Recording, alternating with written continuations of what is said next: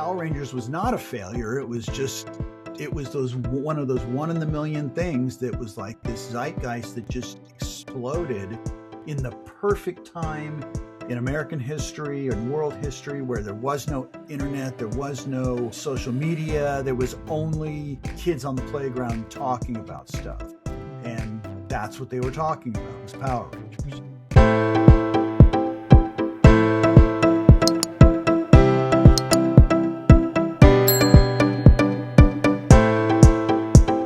Today's guest is Douglas J. Sloan, an Emmy-nominated producer, writer, director, author, and songwriter with decades of experience in television and storytelling.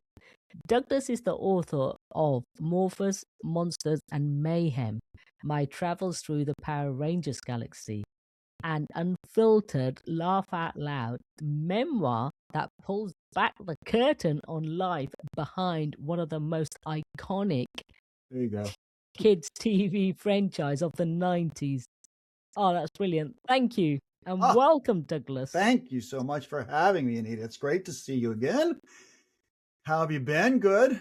Absolutely. Fantastic. And yourself? Excellent. Well, very well. Thank you. It's been a ride, but here we are. With that said, what is one of the most courageous things that you have done? I'm kind of thinking you've done a lot. Yeah, it's funny because, courage is, the definition of courage is interesting. There are courageous mental, emotional acts. There are courageous physical acts.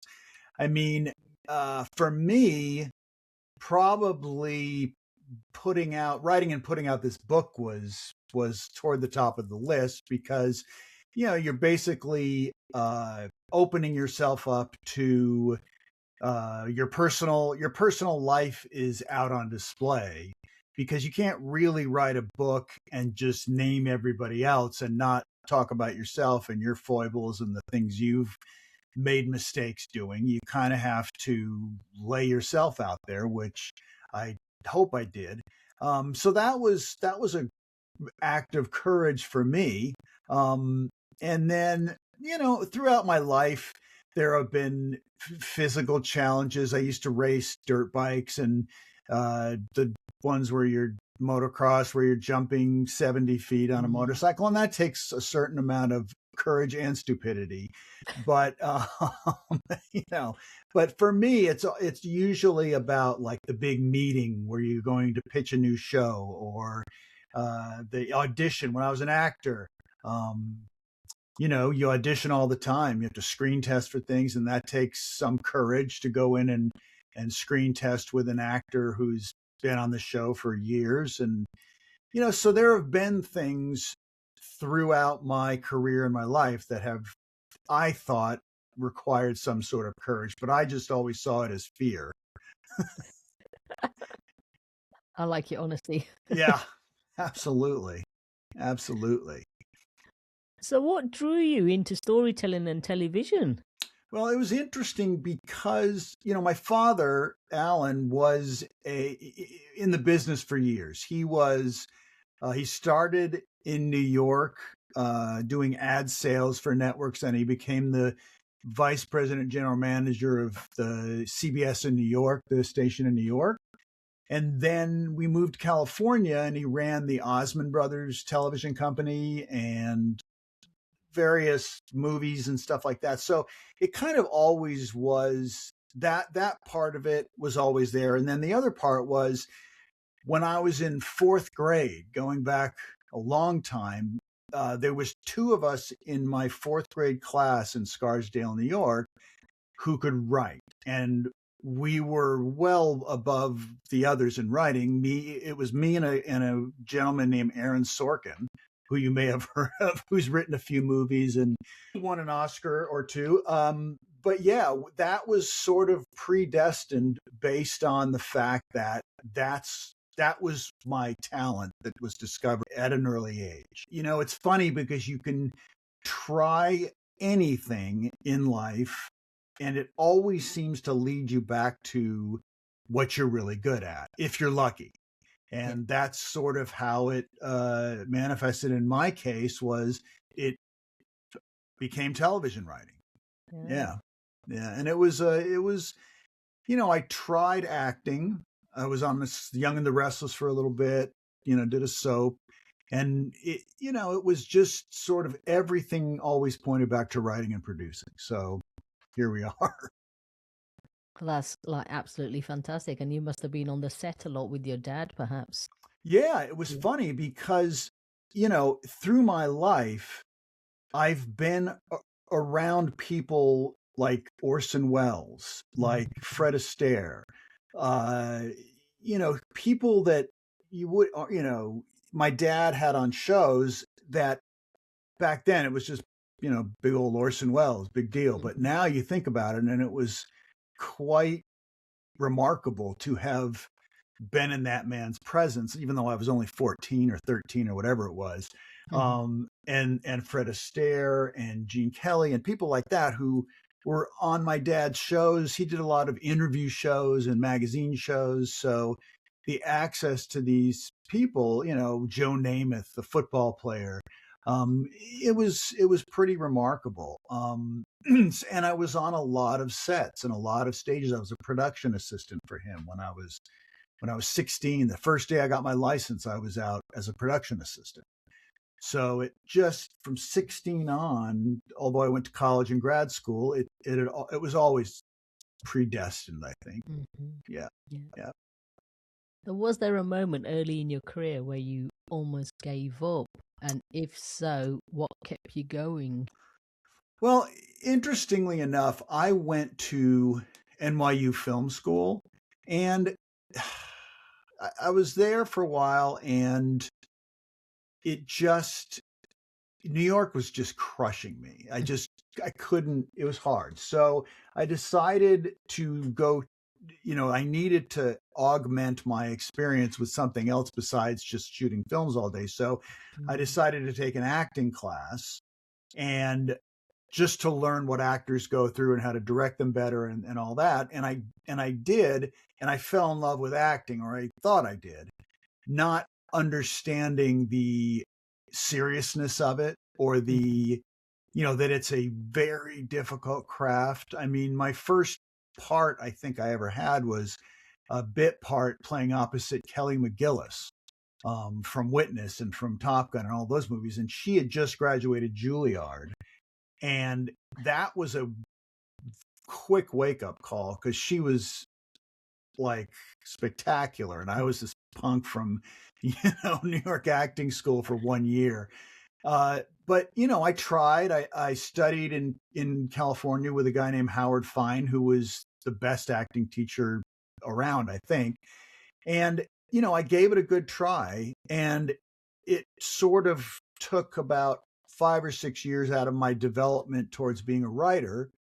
But my time on the soap opera, on The Young and the Restless, was probably my favorite job ever. It was the best job ever. If I got an offer to go back to one of those shows, instantly I would take it today. But it's a hard gig. So there's a very select few who get to do it. And back then there were 17 soap operas on the air. 17. Wow. So there was always an audition for one. Now there's 4, maybe 3. I don't even know. But so forget doing it now. But I have some friends that I met a friend. It's very funny. I met a guy on the plane going to a screen test in New York, a guy named John Lindstrom, who's also an author now, but he ended up going on to do soaps for 20, 30 years. And that was his path, and my path was not that. So I ended up becoming a writer. Yeah, it's wild. It's bizarre how things happen. And the way my writing career happened, I explain this in the book, but I can retell it here if you'd like. Yeah, sure. Yeah, I had met, I was in acting class, and I had met a woman in acting class. Her name is Deborah Shelton, and she was on a TV show called Dallas. She was also Miss USA, and she was just one of those very Hollywood starlet, TV stars. And I met her and we started working on a scene together. And we actually sort of started having a relationship and fell in love and were together for 5 or 6 years. But in that time, she had divorced her husband, who was a fellow named Shuki Levy, who worked at a company called Saban Entertainment. And he had come to her house to pick up their daughter for the weekend. And on the coffee table happened to be a script that I had written. And he was waiting for his daughter to come down, and he started reading this script. And he liked it. And he said to Deborah, who is this writer? I like this guy. He's from Israel. And he had this really kind of sweet, funny way of talking. And who is this? I like this writing. And she goes, oh, that's Doug. That's my friend Doug. And I'd like to meet him. And so literally within a couple of weeks, I was writing movies for them. And then they put me on the TV show. And but it's just the chances of that are so weird and remote that he would be there, pick up my script, read it, like it. It was, if that hadn't been on the top of a pile, who knows? I mean, I'm sure I would have eventually ended there, because I think if you're supposed to do something, you'll end up doing it. But that was my path to doing it. Yeah, definitely. I agree with you there. If it's meant to be, it will be. And I think it's funny because you always hear people say, I wonder, what if there's someone out there who would have been the greatest basketball player in the world who never got the chance because of X, Y, and Z. But I don't believe that happens. I think that if you are supposed to be that, you will be that. I don't, there's things like, hockey players or professional hockey where that's a sport that not all kids get a chance to do. So there's probably some kids out there who would have been great hockey players, but mostly you will find your destiny in terms of what you're supposed to do, I think. Yeah, definitely. Yeah. As we all know, Hollywood can be tough. What did courage look like for you when you were just starting out? Well, you start out with a feeling like you don't belong because you're new and everybody's been there, and you think you know what's going on. You think you know that your writing is good enough and that, your dialogue is funny and this and that. But the truth of the matter is you don't yet, unless you happen to be named Tarantino or someone like that, who their first script is brilliant. That wasn't me. I took a lot of years to learn and to grow. And so in the beginning, you think that you know it all, and you really don't. And so it was always scary to me to be in these meetings with people like Chaim Saban, who, the billionaire media mogul. And, I would be in a meeting with just him and me, and it was bizarre. And even recently, in meetings with Jeffrey Katzenberg from DreamWorks, when I worked at DreamWorks, or the people at Disney, Rich Ross, the head of Disney at the time. These are very powerful people, and you just kind of have to wipe that out of your brain and just think of them as human beings who are also scared, because Chaim's not scared, but anybody who has a normal job in Hollywood as a studio head or whatever, there's always that fear of getting fired. Everybody, that's what Hollywood operates on, or it used to. When I was doing it, was the fear of losing your job. So that's why people said no so much, because they didn't want to be responsible for the failures. So, it's a fear-based ecosystem in Hollywood, I think. But, the Mavericks, the people who do it themselves and don't listen to other people, those are the people who rise to the top, I think. Yeah. Gosh, that's interesting. Yeah, it's like Chaim. Chaim Saban is Egyptian, moved to Israel, and basically started out, he came to America, and him and Shuki they were starting to do music for TV shows and stuff. And now this is courage. This is courage and intestinal fortitude. Mayhem went to the biggest animation producer in Hollywood and said, we will give you all the music for every animated show you want for free. It's yours. Take it. We won't charge you a dime. The only thing we want is to keep the publishing rights. Now, if you think about that and what publishing is worth, when those shows started to air around the world, Saban became the third largest earning publishing company on the planet. And that's where their fortune was initially made. But it was a brilliant thing for him to do. I mean, that takes courage to walk into this guy and say, hey, here's what we'll do. So, guys like that, you really have to admire. And he's got a reputation as being hard-nosed and crude and crass and all that, but he's also a genius. So there you go. Wow. Yeah. So most of us, I definitely know Power Rangers. Working on Power Rangers, what were some of the biggest creative or personal challenges you faced? Well, Power Rangers is an interesting thing because you look at Power Rangers and you think it's this dopey little show, bad production values, the whole thing. But the truth is that Power Rangers is based on a Japanese genre of TV show called Super Sentai, which has been around forever. And the way Mayhem actually got Power Rangers made was that he bought one series of Super Sentai from Japan, 52 episodes. And what he just what he came up with was he would take everything in that Japanese episode where they were in helmets and you couldn't see their mouths move. It was the Power Ranger helmeted things, which was all the fights and the big Zords and all that stuff. And he would take that and revoice it with the American actors and then shoot an American story around it. So what you're doing is, in the financial or fiscal aspect of it, you are basically getting 11 minutes of footage that you would have had to shoot for an amortized rate of maybe $50,000. So you're able to shoot a 22-minute show front to back for around $250,000 at the time, which was nothing. It was nothing. And that's the only way he was able to sell it. And so as a creative person on that show, the challenge is you're writing backwards.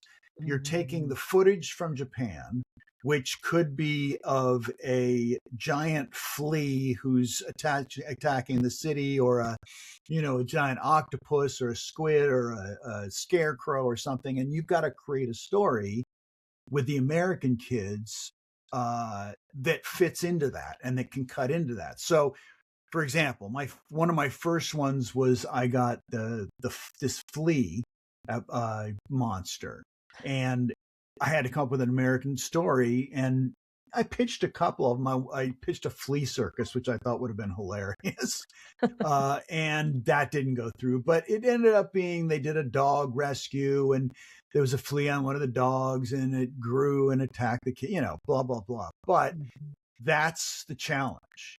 Sometimes the footage is great, sometimes the footage is not great. Sometimes you run out of footage for the year. We were doing 50 some episodes in the US. And so that was counting on the fact that there were 52 good episodes to pull from the Japan show. And that's not the case.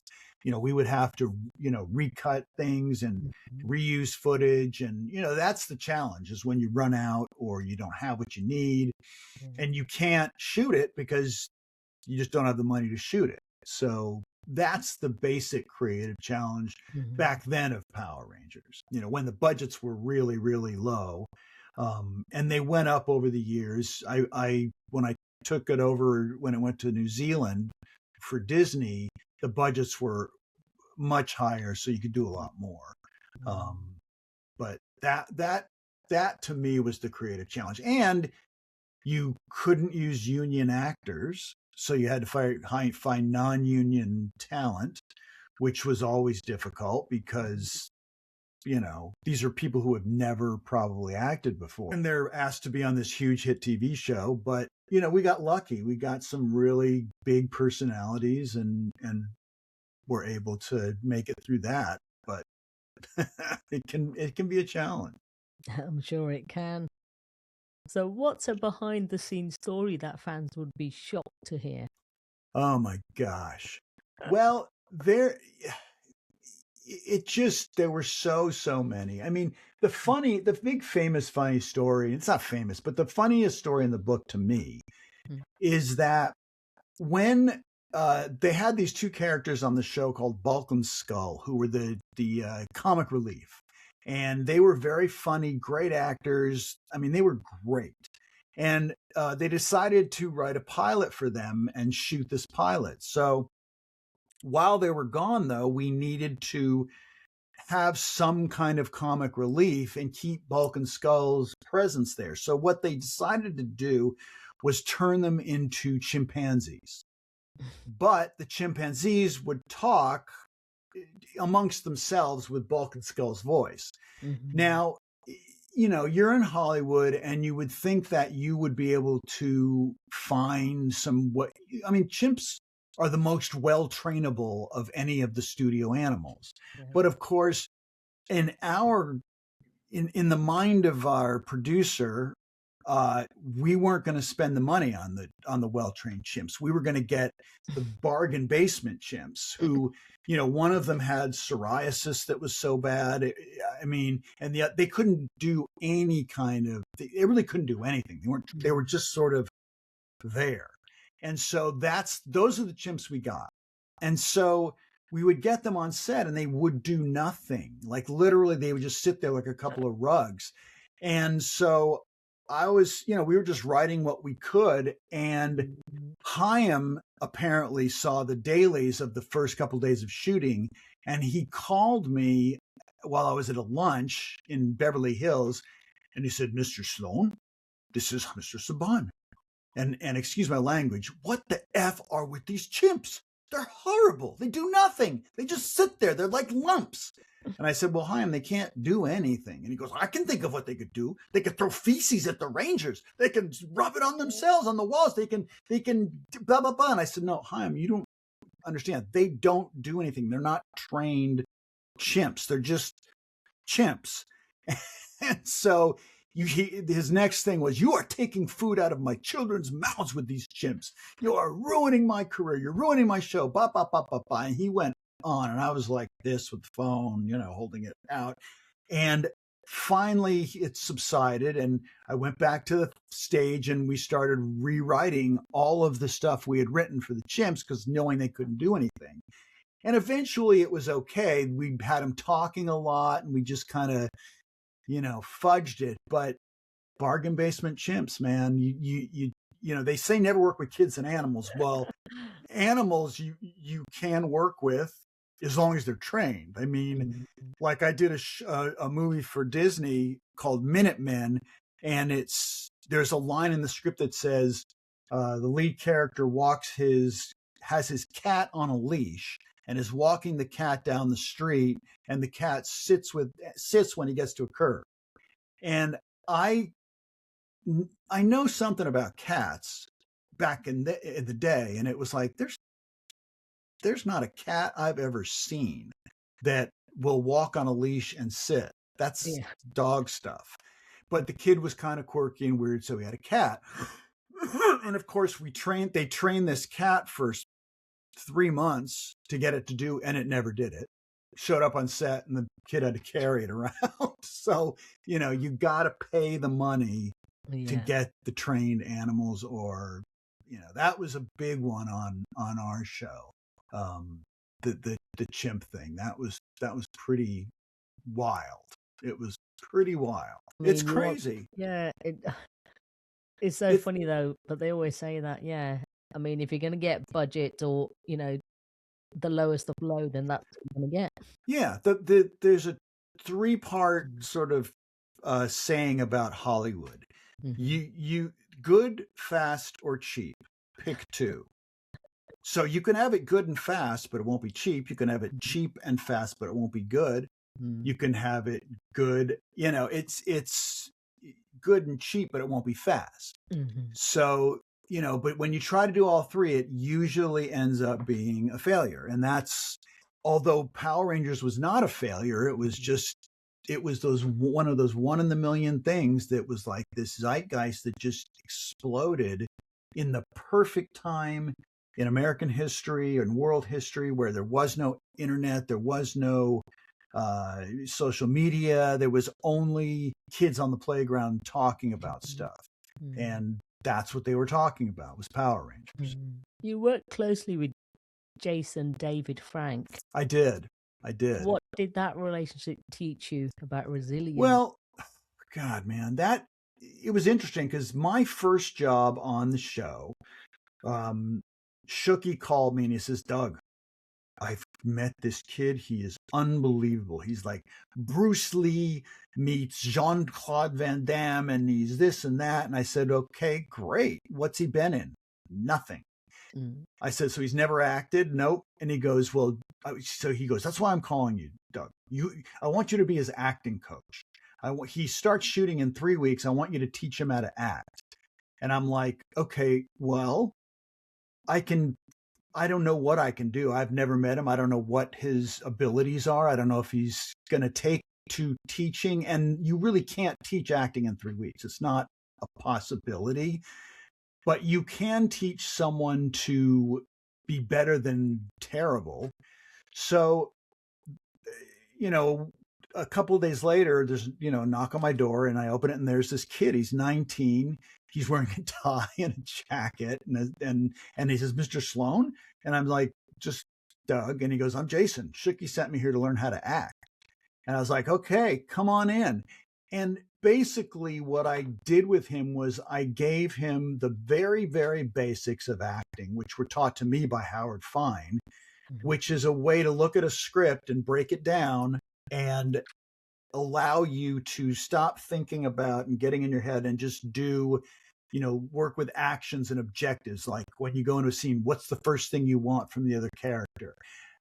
Every line has an action, like to please, to tempt, to this, to that.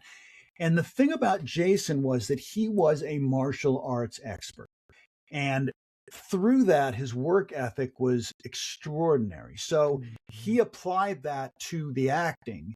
And as a result, he became very, very proficient at it very, very quickly. And I don't think he ever really stood out as being a terrible actor on the show. He was always, I guess that bears itself out by the fact that he instantly became the most popular Ranger. When the Green Ranger series came out, which is what he first did, he literally just exploded in popularity. And he was 19. He was funny. He was full of energy. He was cuckoo in a great way. But then as he got older, it started to come out his paranoias and his moods and stuff. I wouldn't say paranoias, I would say moods. He would have mood swings, and that would create paranoia. And working at Saban is not the place to be if you're paranoid, because they're probably going to screw you over at some point. So, we would have these huge, long conversations in my office about this and that, and they're doing this and they're doing that. And, I was like, Jason, man, you are one of the biggest stars on the planet right now. You're on the cover of TV Guide. You're in a huge movie. Just enjoy it, man. You're not going anywhere. They can't do the show without you. But when you're dealing with kind of a chemical thing, which I think is what he had, God rest his soul. But, there's nothing you can say that changes that. And unfortunately, we lost Eric, his brother, 20 years before Jason, in the same exact way. Yeah, which was interesting to me. It was sad, but it was telling, because family, they were brothers, and families have genetic things that run through them. So, he was a joy in for me. He was like my son, my brother, whatever. He would do things like the big movie they were in premiered, and he called me up. He said, "Listen, man, I want you to sit next to me during the premiere." And I'm like, "Are you sure?" He goes, "Yeah, right next to me." And I'm okay. So we went to the premiere, and we're sitting down, ready for it to start. And he takes my hand and he whispers, "I love you, man. None of this would happen without you." And it was like, God damn. I mean, that's like, what else is there? I mean, here's this kid who's got the world at his feet, and he's grateful, and he's, appreciative. And he was just a kind, wonderful human being. He loved his fans, never let his fans down. He just had, this stuff that he couldn't get rid of. And I don't know what his early family life was like. I understand there were things there, but I definitely miss him. That was a tough one. Your book is described as brutally honest. What made you decide to tell the unfiltered truth? Well, it is brutally honest, and it's brutally honest about me in the first place, and some of the crazy stuff that happened to me in my life. And that sort of, to me, opened the floodgates to tell the truth about the show. And the truth about the show is that there were a couple of people on that show and the crew that were not very nice people and had an agenda and really did everything in their power to make sure that me and my partner and I, Ann Austin, failed at our jobs. And in the end, they were able to do that. It was really shady. And I didn't know I knew nothing back then. I was just sort of trying to do my job. And the thing is that, I can understand, it was what I say in the book is I can understand going after me. I can be a little bit, obnoxious and arrogant, but Ann Austin is like literally an angel from the sky. She's the perfect person. And to do that to her was unthinkable. And so that's why I've always felt like, someday people are going to know what really happened. And I didn't name their names of these people. I gave them fake names. And but it was just time. And the same thing, I'm going to do the same thing in the second book. The one about New Zealand. I mean, there was one Disney executive who was just an obnoxious dolt. He was just dumb. He came to New Zealand, and we were on a scout in a sheep pasture, which was acres and acres and acres. And he looked to me and he goes, "God, how do they mow all the grass? Do they have like gardeners and stuff?" And I'm like, "Dude, they have sheep. The sheep mow the grass." I mean, that's kind of what it was. But he made it very difficult. But because Disney wanted everybody who gets a hold of Power Rangers, and it's been with every studio, every network, it's been everywhere. Everyone's had a bite of the apple. And everyone tries to change it. And Disney tried to change it to be, Hannah Montana with laser beams. And you can't do that. You just got to keep it what it is. And that's why it's popular. That's why the toys sell. And, there are just people who don't get that, and they have to learn that. So that was my big challenge on that show, was dealing with the Disney machine that wanted to change it. And thank God there was the guy running the place, or running the thing, a guy named Gary Marsh, understood that and didn't try. He settled things down and said, just do the show, try to make it funny. If you can't, do what you can. And we did what we could. But Power Rangers is always going to be Power Rangers. That's just what it is. Was there anything you were nervous about sharing? I know you've just shared that. Yeah, I would publicly, yeah, anybody can pick up the book and read it. Yeah, I mean, look, I didn't share anything that wasn't true. I mean, and about myself and about others and about what they did. And if it was my opinion, I absolutely said, this is what I think happened. This is what I think. This is what I remember.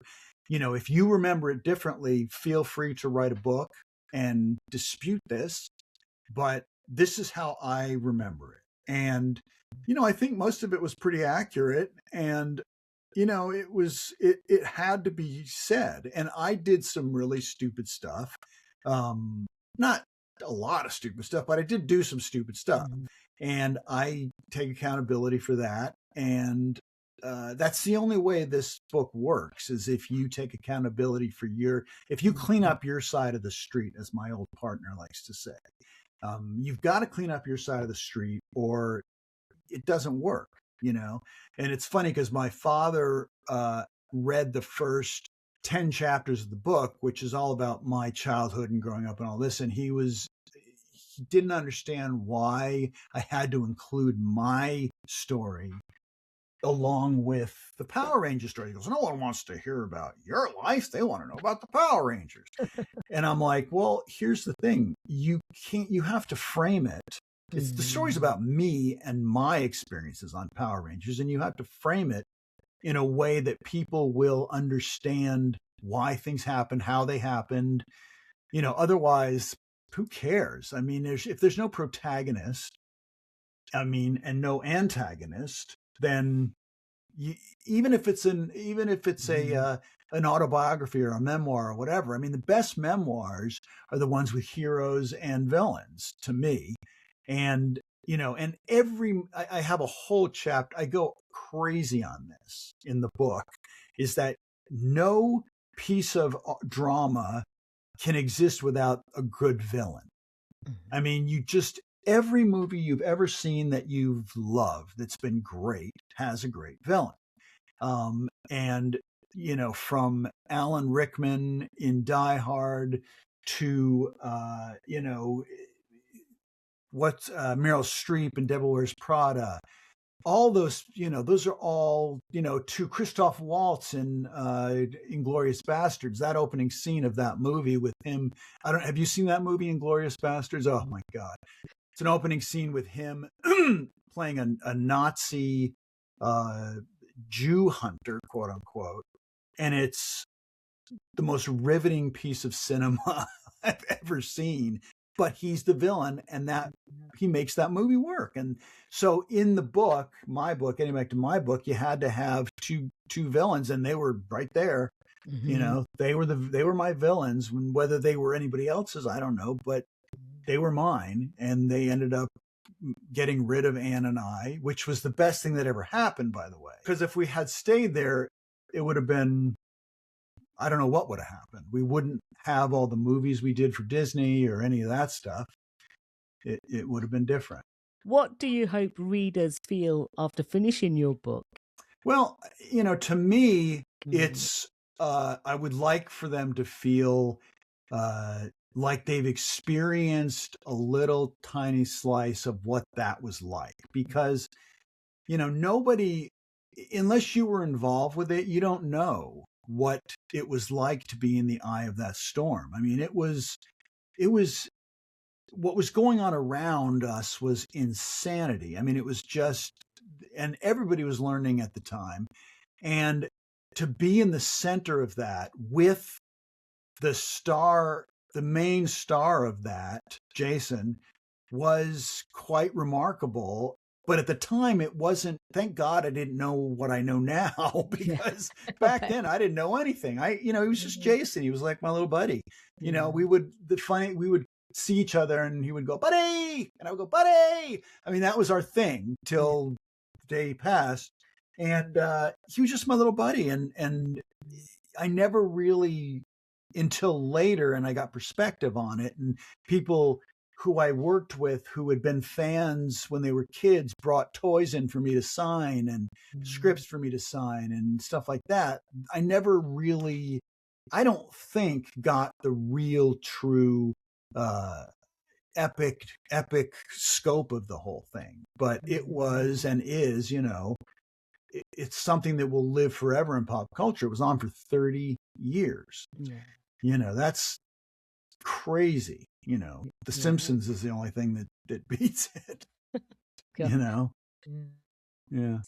So what separates people who make it in Hollywood from those who don't? Oh my goodness, that's a great question. I think there's a lot, there are a lot of people who have made it, I believe, who don't have a ton of talent at creativity, at the creative part of it. But they're very, very talented at politics, networking, talking, worming their way in and out of things. I've met executives who their notes are ridiculous and stupid, but they managed to stay at their jobs for 20 years. And they're doing something that keeps them there. And, there was a company where this guy was there for 20 years, and everybody knew this guy was kind of an idiot. And what it basically came down to was that's what they wanted in that position, was someone who would just say yes to the boss and do what the boss said and didn't have their own opinion or any of that stuff. It's just, and that's a very lucky thing to fall into. But if you're a writer or something like that, you have to have self-discipline. You have to be persistent. You have to be able to get up every day and sit down and write. Just write. And after a while, some people still love to do it. David E. Kelly, who, from LA Law and all those shows, is still doing it. He's got a show on the air right now. Margot Has Money Troubles with Elle Fanning. That's his show. And he still, to this day, is just brilliant. And Aaron Sorkin, brilliant to this day. It's just, and there's very few of those people. It really is very hard to stay completely focused. And especially someone like me with not ADD, but I like to do a lot of different things. I like to do music, as you can see. I like to do all sorts of things. So it's, you kind of, for me, I've kind of come to terms with the fact that I can't stay focused on one thing for more than a certain amount of time. So I just have to give over to it and indulge all the other things that I like to do. But in Hollywood, the people that really, really do well are the ones who live it 24/7. They don't give up. They go out and find intellectual properties. They write brilliantly, and there's only, if you really think about it, there's only a handful of those guys that you can name that are top shelf, really, really super successful. There's maybe 100 of them. And then, the rest are agents and stuff like that, and they do well, they do great, they make money, they retire nicely. But, to really, truly, I guess what do you call success is a great question. And, to really be like a Tarantino or a Francis Coppola or Martin Scorsese or something like that, you've got to live and just, that's your thing. And it's the old adage that if you love what you do, you don't work a day in your life, right? And that's what those guys are about. And I've been around those guys. I was on a movie set as a stand-in for a movie that Sidney Lumet was directing with Richard Gere. And so I was right there in the middle of it and watched him work. And it's like, when you see passion, you know it. And it's right there and it's magnificent. So yeah, that's what I think it takes. Yeah. Because the other thing is, how do you stay authentic in an industry that pressures people to conform? Because there's got to be a lot of that going on as well. Oh my God. Well, most people don't stay authentic. I mean, there are few people who do stay authentic only because they're allowed to. Most of us are not allowed to stay authentic to ourselves. We have to bend and sway to the wants and needs of the networks and the movie studios and that type of thing. And you rewrite scripts that you may not agree with the notes, but you do it anyway because that's the thing. But if you're Spielberg or if you are Joss Whedon or, any of those guys, you do they don't tell you what to do usually. They don't give you notes. I mean, the worst job for an executive is to be assigned to a J.J. Abrams show, for example, or a David E. Kelly show, or, Vince Gilligan, the guy who did Breaking Bad and all those. What are you going to tell him, really? Nothing. His shows are brilliant. He does them himself and he doesn't need your notes. So, those are the guys who are able to stay authentic and they're great.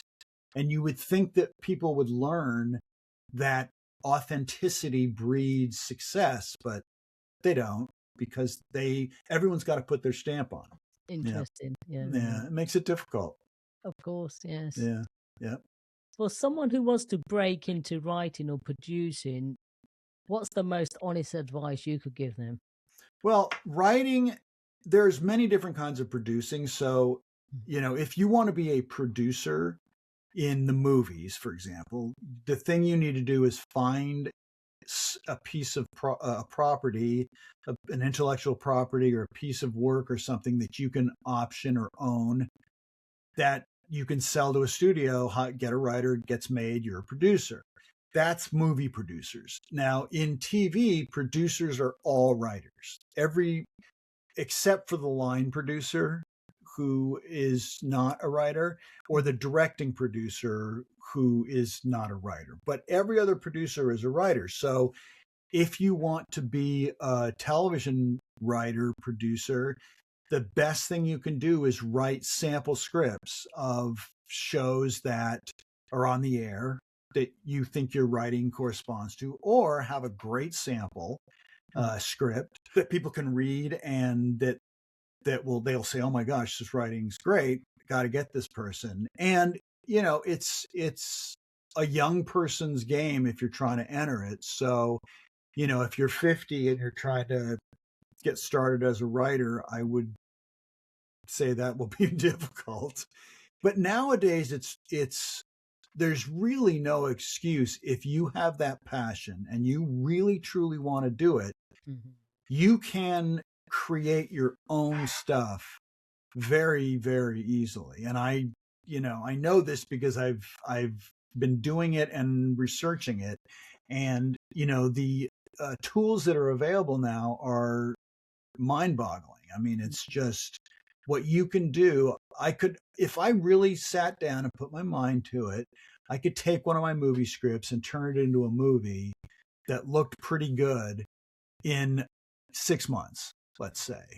Yeah. But at a cost of $1,000 maybe, because I'm able to do the music. I'm able to, all the stuff I've directed before. I know all the stuff that it needs, and all that stuff can be typed into a prompt on, an AI platform. And you're going to see that more and more and more. It's happening with music. It's happening with everything. And, there's a definite dividing line about artificial intelligence, and there's a fear of it. And it's, it's a big, scary thing for artists who went to Cal Arts or whatever and learned how to animate and draw and all that stuff, and are now being replaced by computers. And it's a bummer, to be honest. But that's what's happening. So, I hate it for them. And a lot of the fans for Power Rangers are artists and are outraged by AI. And I get it. I absolutely get it. I was accused of using AI for the cover of my book, and I did not. I hired a guy to do the cover of the book, and he did it. I watched him do it. But AI is a sore subject, but that doesn't mean that I will not take full advantage of it, because at the end of the day, I'm older, and there aren't the opportunities there once were, and I'm gonna have to create stuff myself, which I will do. And there's plenty of places to put it, plenty of ways to sell it. It's If you really want to be a filmmaker, there's absolutely no excuse now to not be a filmmaker. Wow. You can sit in just like we're sitting right now, you can sit and type and do it. And so Brilliant. yeah, it's a new time, it's a new era. It's a great time for auteurs who don't have the means to go out and hire a film crew and shoot a whole movie. I mean, it does take a village to shoot a movie or a TV show or whatever. Regardless, it's takes a lot of money and a lot of people and a lot of time, and it's becoming less and less like that. Yeah, for better or for worse. What's something you wish someone had told you at the beginning of your career? Wow, that's interesting. I wish someone had said to me, I mean, and I did get started writing at a later age. My first job came when I was 31 or 32. That was Power Rangers. And I was so broke that the money they were offering me to do the first show I did was, like, to me, astronomical. So I didn't think twice about doing it. But looking back, I wish someone had said, look, man, don't, you need to be writing spec scripts for TV shows if you want to get into that arena, which would have been the smart thing, because I could have been doing that for years, been in a writing room and been a writing producer and all that stuff. I should have done that. And it would have been financially much, much more advantageous for me to do that. But you go the path that you're given, and there are properties and movies that wouldn't exist had I done that. Some of my movies have become like these little Disney classics. Johnny Tsunami and Motocross and movies like that have all become part of Americana and part of sort of what this generation, that the 30-year-olds now remember.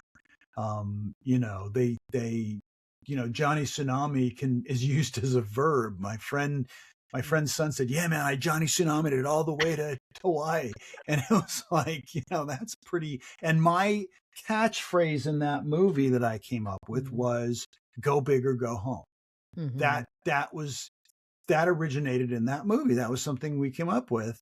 And that phrase is part of America's lexicon. I mean, or the world. Everybody says go big or go home. It's like, and if I had a nickel for every time someone said that, I'd be retired long ago.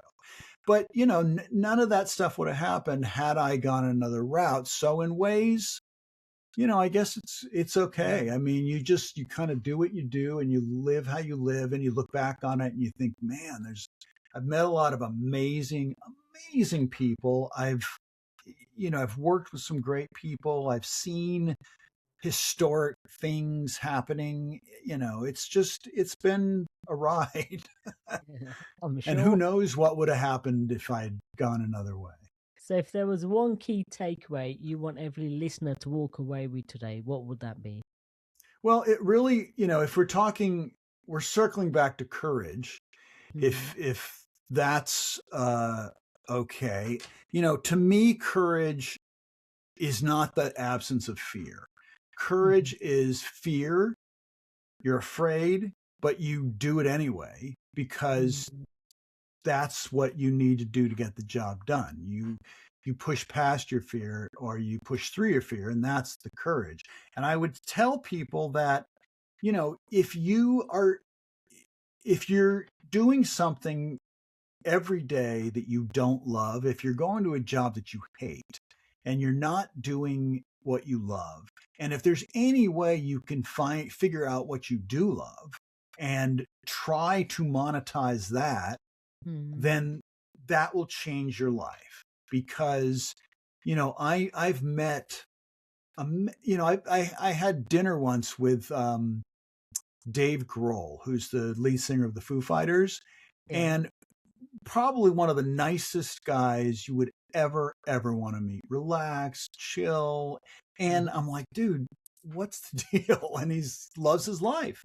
He's a rock star. He loves what he does.